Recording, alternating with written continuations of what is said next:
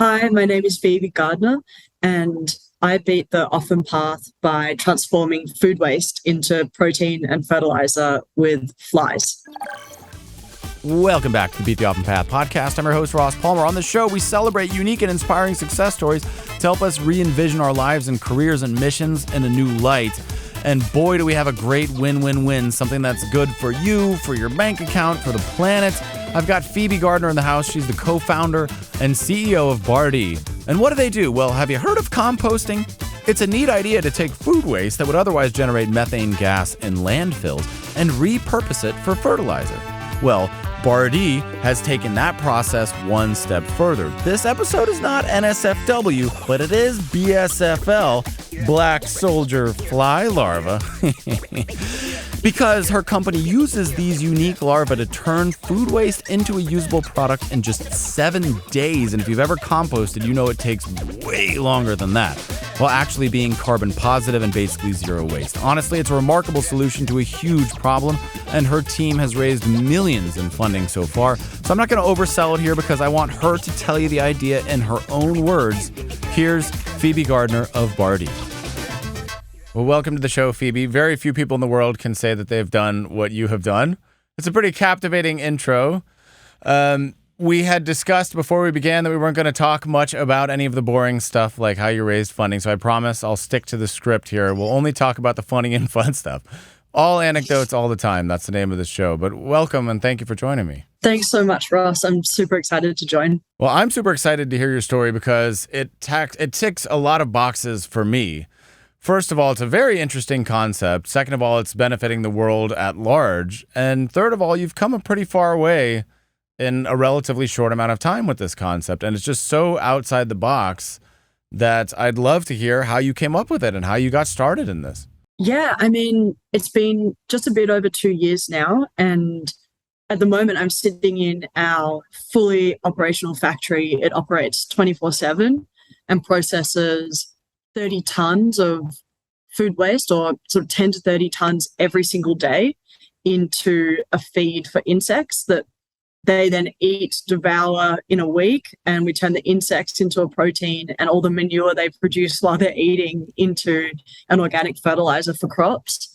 And it took us, a relatively short time to get here, but a lot of ups and downs along the way.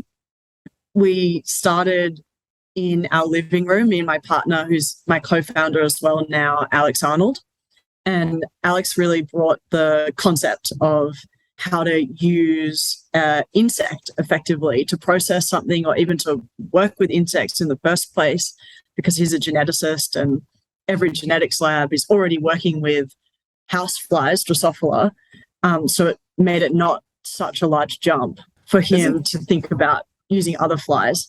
Isn't there another one as well, Drosophila melanogaster? Isn't that the fruit fly or something like that? That's the one thing I remember from 6th grade biology. Is that correct?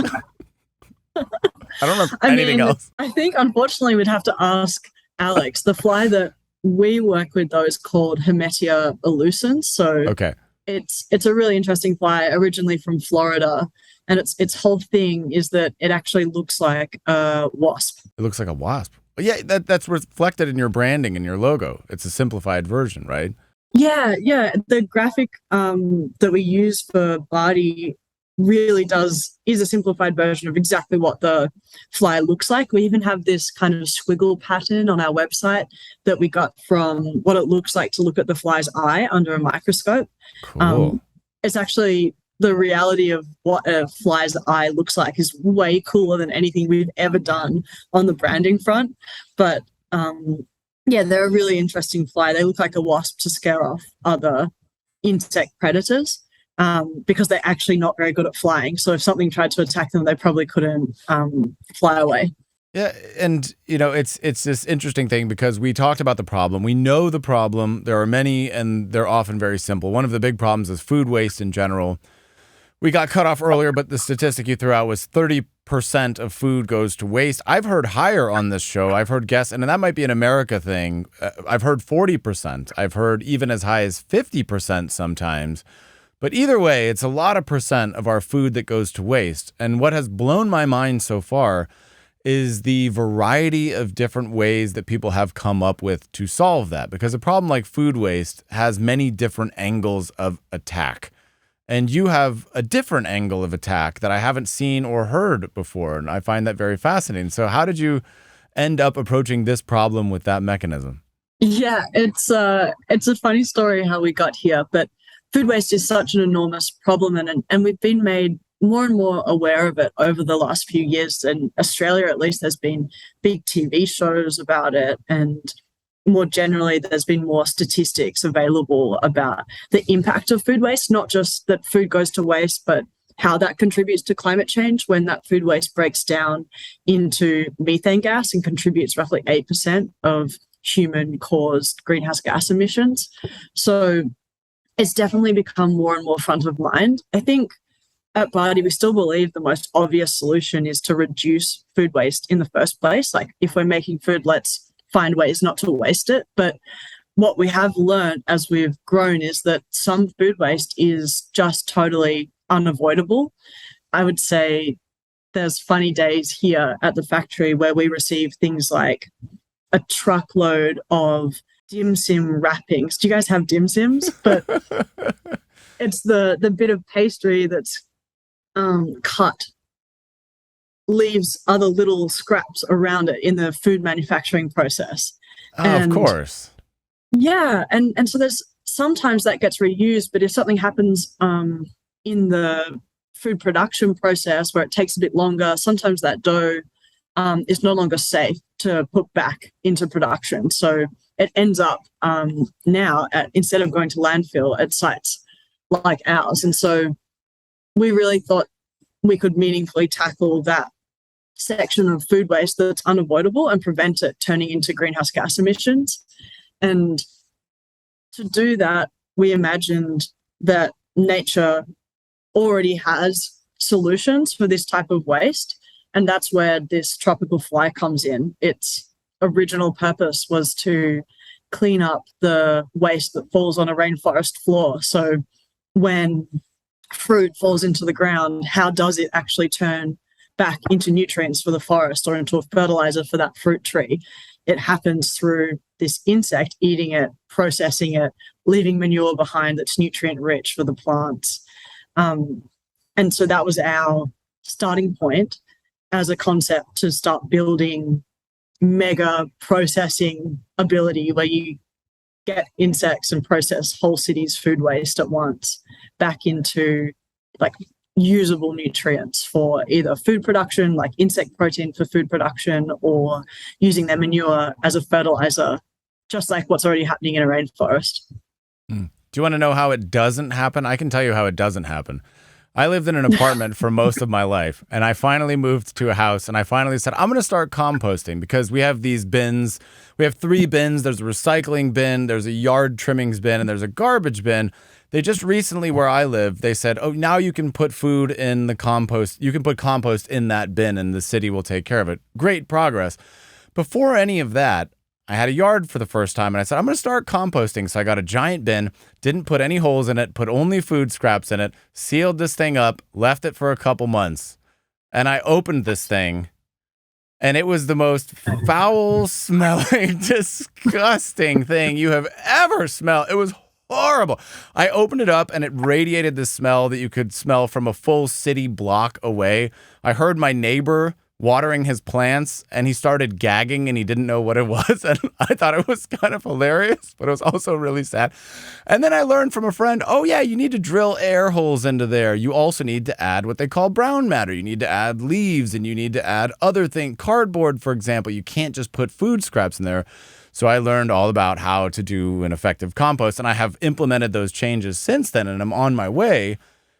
But I think it illustrates a point that you might understand, which is to say that composting is a long process, and it's kind of a complicated process. And I can only imagine that composting at scale, at any kind of scale on a municipal level, would be difficult. Is that right? Yeah, absolutely. And I think what's super interesting, Ross, is that what you're describing is exactly the poor conditions that happen when you send food waste to landfills, that lack of air is what creates the conditions to produce methane. And we know methane is 65 times more potent than CO2 as a greenhouse gas.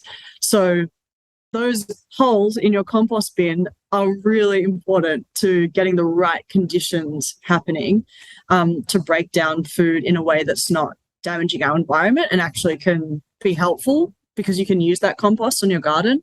I think where it becomes difficult at a municipal level is sometimes the cost of going through that more complex process at scale. And what we're able to do with the insects is, instead of it taking a month or 40 days to process the food waste, food that arrives at a Bardee facility is out the door as a product 7 days later. 7 days? Yeah, it's what? incredibly I knew it was fast. fast. Oh my goodness. Yeah, it's really fast, and it makes it just really efficient, and it means we can occupy a really small amount of space and be quite close to the city centre, which reduces the miles the food waste has to travel, and all sorts of other benefits. And having that 7-day cycle, and in our case, you know how you were saying it smelled so bad and there were no air holes for circulation. In our case, not only do we have the air holes, but the way we feed the food waste to the insects actually move so much that they're constantly like a wave pulling air back into the substrate to prevent that methane production. And so all of those things working together in a systematic way means we can do something good in a really cost-effective way close to the city.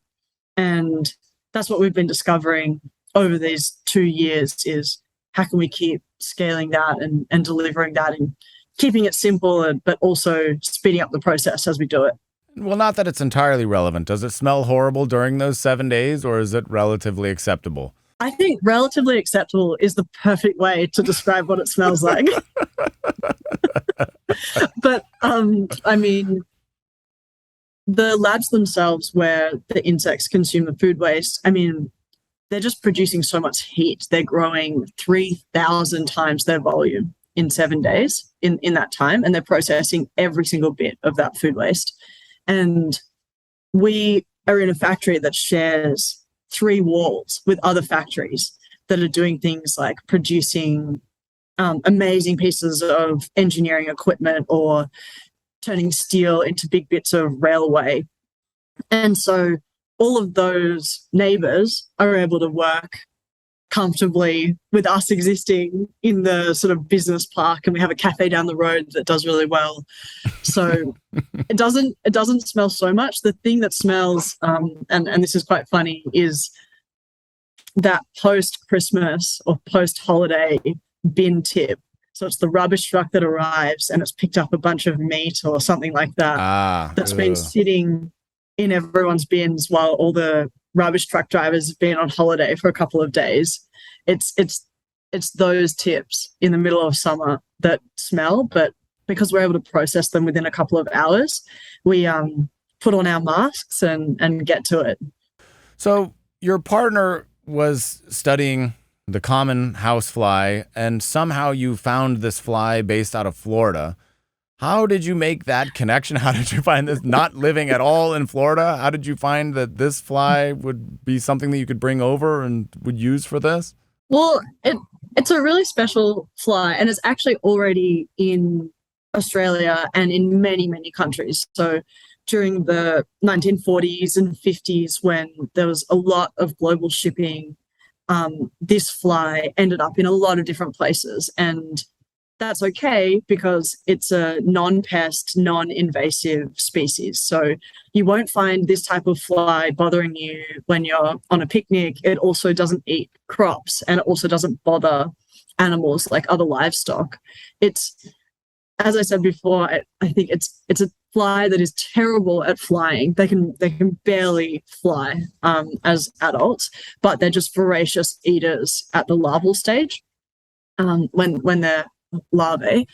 And so we actually worked with a whole group of compost obsessed people in different parts of Australia to get them to look in their own compost bins and we gave them the tools to be able to classify different types of insects, including this black soldier fly, and then send them to us in the post via the National Post Service in envelopes. So there was actually this period of months where Alex and I were running around to different post offices receiving different insects from all over the country, including different islands and other places, so that we could find the best genetic material for converting food waste biologically into an insect protein or a biomass that's suitable for food production. Fascinating. And sometimes you got them directly in an envelope. You said this envelope's a little soggy. Maybe these ones didn't make it. Well, occasionally we get put a stamp on it. Full boxes of insects sent to us. And so I can distinctly remember pre-COVID having sitting in Uber pools with a box of insects on my lap, and people asking what was in the box and what's that smell, and funny things like that, or phone calls from the post office saying, "We are so sorry, maggots have eaten your parcel." So it was a bit of an awkward period, obviously, but also fun and adventurous. And it all started, the actual work started in a shipping container, right? Yeah, we built with shipping container materials and sandwich panels and things like that, this 60 square meter space at the university that Alex and I had both studied at. We were able to convince them to give us this patch of gravel to build on. And at the time we were just out of uni and we didn't have a car or anything like that. So we were together on our bicycles, riding with huge long pipes and bits of timber and all sorts of stuff between the hardware store and the university horticulture campus to build out this first lab. And we did all sorts of funny things, like we waited till it rained and then we rolled across the ground again and again and again to make it flat so that we could build the foundation. We just didn't have the cash at that point to do anything more than what we could just do with our own hands.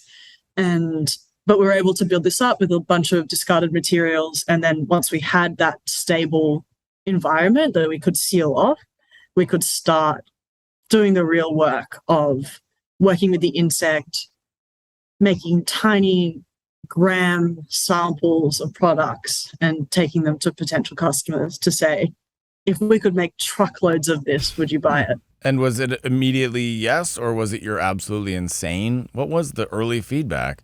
The early feedback was absolutely, but you're never going to. Absolutely, yes, we'd buy it if you could do it, but we don't think you can. And I think at the time that was just more incentive for me and Alex as well to keep going and keep playing out and seeing if we could make this vision we had bring it to fruition, become real. So then what was the turning point where you realized, yes, we're on to something. We've got it. We've got something. I think after we'd had a whole lot of people say, yes, if you can supply this much, we'll buy it. We're not really sure if you actually will be able to make it, but we will buy it, and we'll buy it for a price that stacked up in our modeling. That gave us a huge amount of confidence to be able to go and raise a bit of capital and start building out the solution. But even then, we built out that 60 square meter space, and we were processing about 2 to 4 tons a week of food waste that would get tipped in the university staff car park on a Friday night. And then Alex and I would shovel it and turn it into insect feed and have to have the car park cleaned by Monday morning when the staff came back. And we were doing all that, but we actually just weren't able to make enough insect protein or fertilizer to service more than a very small handful of customers. And even then, they were saying, yeah, it's been great for trials, but we'd need more if we actually wanted to launch an insect protein product, even just for our state or for the country, let alone doing more than that.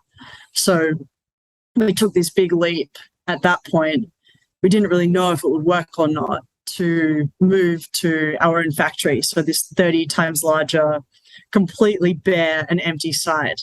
we took our little 60 square meter lab and moved there, and then started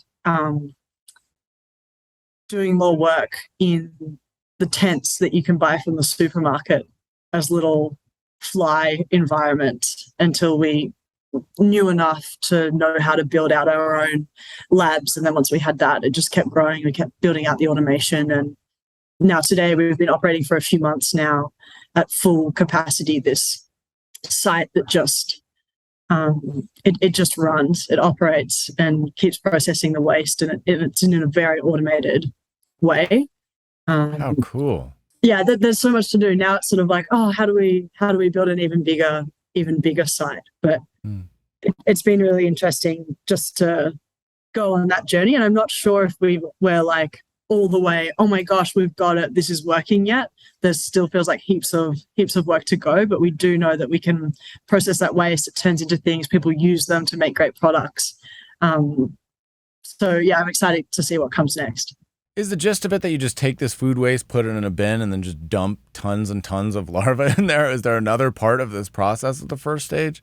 Yeah, I mean, part of the reason why it's working so consistently is that we do break it down into these really clear steps. And I think at the moment there's maybe a little bit of a misconception that there'll always be people willing to pay you to prevent food waste going to landfill, because as you said before, there's heaps of really good solutions that people are coming up with to turn waste into valuable things. And I think it's like the world needs that. We need lots of solutions. And I actually think it's a really, really good thing. And what we're doing at Bardee is just one of those solutions. So I think how anyone who's working in these kinds of spaces wins is by actually making a really great high value product out the other side. So it's not so much the value we're creating is not so much just the environmental value of stopping the food waste going to landfill, but it's actually how good are those products? How good is that insect protein going into food manufacturing, and how good is that manure at growing plants? So all of to answer your question, all of the complexity is driven by, okay, how do we make sure that product is the same every single time, no matter what food waste gets dumped in our tipping bay? It has to, the food waste is always different, but the product always has to be the same. How do we do that?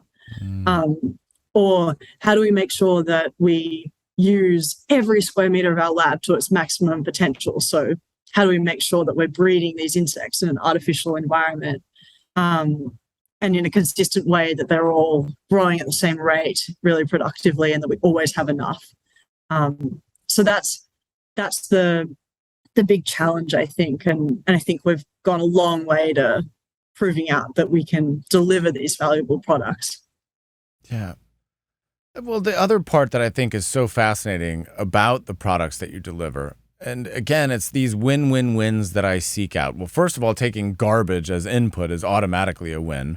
Working with natural processes is also automatically a win in my book, especially things that scale or that are, like you said, are already happening in nature all around us. Awesome. Great to work with that. But what is particularly cool is that you have two different outputs, and they're both exciting. So like you said, you've got what you call the manure, the fertilizer that's coming out. So when the food is broken down, that can be used for that purpose. But then you also sell the insect protein as feed, and that can be feed for house pets, for pigs, for aquaculture. So all of the waste or the materials that you're generating can also be sold and reused. So you're not also generating waste in processing this waste, right? Yeah, exactly. We want to be a zero waste facility and producer ourselves. And at the moment we're largely able to do that. It is really interesting, because if we take that example of like aquaculture, so growing fish for people to eat, we know already that about 90% of the emissions that are created during that process are not from the process of having the fish in that location. They're actually from producing the feed to grow that fish. Because I did not know that. Yeah, it's kind of phenomenal. There's these big trawler ships that get sent out to places like the coast of Peru when the fishing season opens. And we know that overfishing is a huge problem. So these trawlers are going out, they're fishing to prevent too much overfishing. The fishing season is closed, and then they're coming back with not enough fish to feed that fishery to keep it running. And so, yeah, we're getting the overfishing problem, but that's still not enough. So then what's happening is they're going to the Amazon rainforest, and we're saying we can substitute, because there's not enough fish anymore, we can substitute that with soybean meal. So then we're deforesting the Amazon to grow more soybean meal to feed these animals.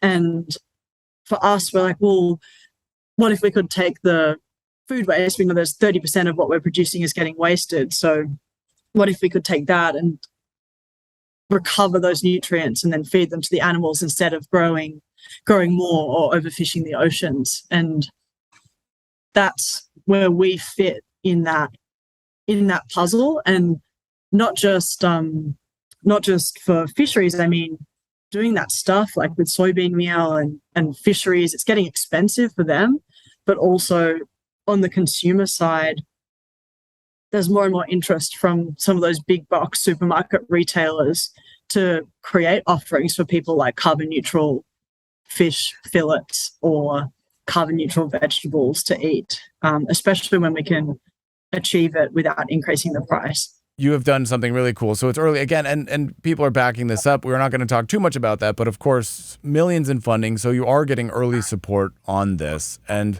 you're getting some signs that this might be interesting. And I have a feeling, well, you're the largest already such facility in all of Australia. Am I correct in saying that? Yeah, absolutely. Just a couple years, which is pretty freaking phenomenal. You're making big strides. Have people in the industrial sector, where have you been more popular? Is it equal in terms of the fertilizer or in terms of the feed? Or has one been more popular, more readily adopted? I think it's really interesting. Our easiest market is getting the food waste. We're perfectly positioned. We're really excited to go and build a 30 times larger facility, and we know we're going to have the food waste supply for those facilities. So many people want to do better with their waste, and we're providing a cost-effective solution for that. We're lucky in the conditions that are set up here, at least, that, and I think it's the same in California, there's a government-imposed levy to send food waste into landfills. So people are responding to that, and they want to send it somewhere that's not subject to that levy, and we're able to do that. So it's cheaper to send food waste here, and it's better for the planet. So it's never a problem getting the food waste. The insect proteins, similarly, proteins becoming more and more difficult to source. The commodities pricing is rising. So many people want to have sustainable protein sources, whether it's for their farms or for creating new pet food offerings for consumers. And then I would say the most difficult, but also my absolute favorite market is our fertilizer market. It's so often that farmers are being asked to change the way that they're working and respond to new and difficult circumstances, and that's only increasing in the face of climate change. And we absolutely want to be there to support those types of changes and build more structure into the soil with this manure and just be a really amazing ally to these farmers and growers. But it takes time to build that trust. So where in other markets, it's easier to just give something a go, on the fertilizer market, we've invested so heavily in external party trials on all sorts of different crops, commercial trials, working with universities to prove the efficacy, looking at the nutrient uptake. So it's been a much higher investment in order to enter that market. And we do things like going out to local town halls in farming areas, visiting farmers on weekends, getting our gumboots on and getting in the mud to test these things out and really understand what's going on for them and where this solution might fit. Is there anybody that's just outrageously excited by what you're doing? Any farmer or anybody who says, this is awesome, I need to be a part of this?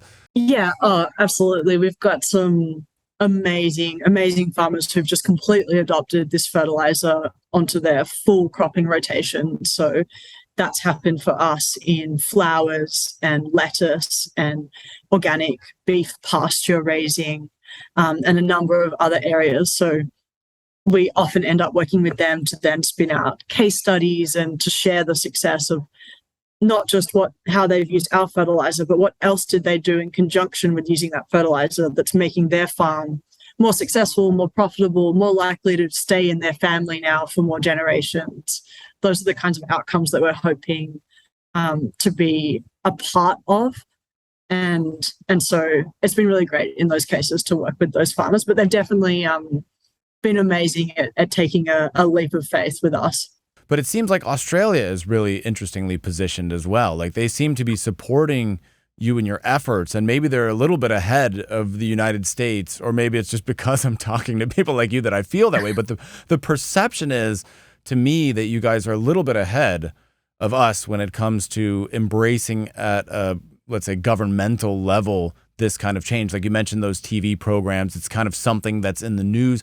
I would argue that that's not really the case here, not in mainstream anyways. Yes, there are pockets of fringe people who are extremely dedicated, doing incredible things, but it's definitely not on the radar of mainstream society, these types of solutions. Yeah, we've just had quite an exciting government change over here that we're waiting with our sort of breath held to see if it increases the work towards mitigating climate change. But I also think for Australians, we know that we've got this thinner ozone layer over the top of our country. We know we're going to be the canary in the coal mine for the impacts of climate change. So there's a real sense, I think, that we need to be part of coming up with those solutions. And I mean, this isn't everyone, but it's definitely more mainstream than it is not mainstream. And I can share a kind of more personal example just from my own experience, is that as we have started to build this team now, we're just a bit over 30 people. We were 4 people in January last year, 14 in January this year, 30, just a bit over 30 today.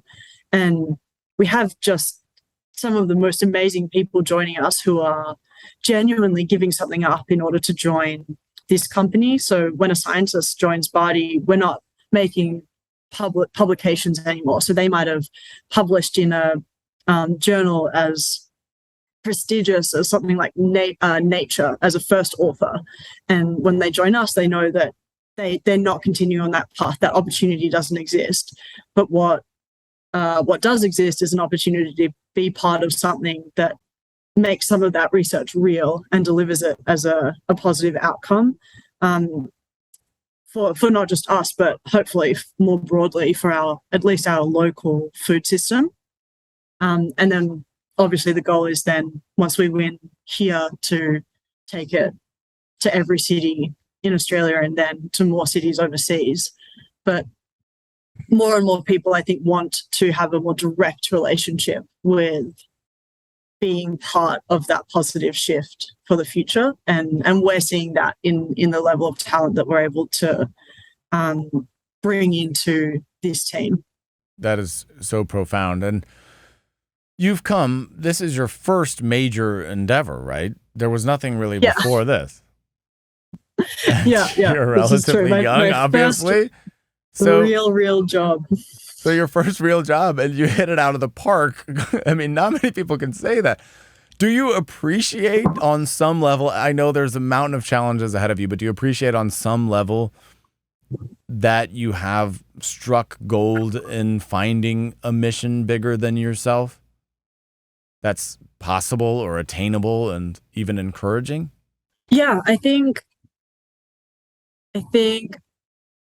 there's been so much support. I think you just have to have other people that believe in you almost more than you believe in yourself sometimes when things are really get really hard. And in every startup they do, there's always at the start these existential threats or moments or things that come up, and having people that are, even if they're just on the sidelines, believing in it is so helpful. And I think part of the reason that we've had that is because of the mission and the substance of what we're actually trying to achieve. And I think it probably makes my job just so much easier, because not only am I really motivated by the mission that we're on, but it's something that other people are able to get around and support quite easily. There's not like a big mental leap to make if you're on board that we need to do something about climate change and that we need to feed everyone in the process. Then doing what we're doing just almost becomes something that's totally necessary. I hope that you keep the faith and scale and just crush it the way that I know that you will. But yeah, just cheering you on from over here. That's it. That's my job. That's amazing. No, thank you so much, Ross. And I mean, for me, this is my first time talking to the US, and one day I hope that we're over there with facilities over in the US as well. We've sent 1 ton of protein so far, and so yeah, I'm excited to see what that can turn into. Good. You will be the canary in the coal mine. My hope is that the canary lives.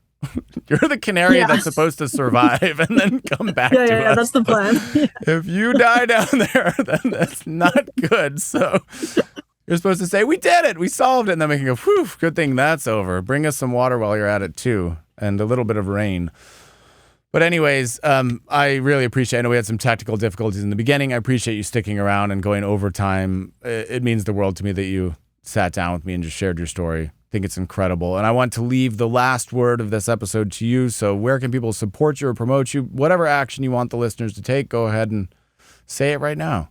Yeah, amazing. I mean, we want to build facilities everywhere. So if you're in a position where you have a supply of food waste, you use fertilizer or you use protein in your food manufacturing process, you can check out our website and contact us. We've got a repeatable factory layout that we can roll out to make the difference in local food production systems. And then if you want to support in a more direct individual way, get on our website, follow us, subscribe to the newsletter. We can keep you updated. At the moment, we largely sell all of our products just into Australia alone, but I hope that changes in the future so you can stay up to date that way. Sounds great. And let's give them the website one more time. It is bardee.com, bardee.com.